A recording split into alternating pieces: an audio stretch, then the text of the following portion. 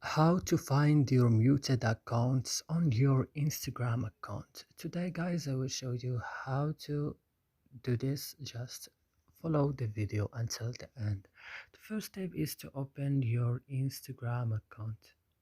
After that, when your Instagram is opening, you go down and open your profile, then go to this three line and click, then go to settings and click again, and then guys, go to privacy and click, and then go to muted account and click, and here you will find a list of your muted account. As you see, you haven't muted anyone, so I didn't muted anyone on my account before. That's why I can't see no one here. And that's it guys, I hope these videos have found useful for you. Don't forget to like and subscribe in our channel, and see you next video.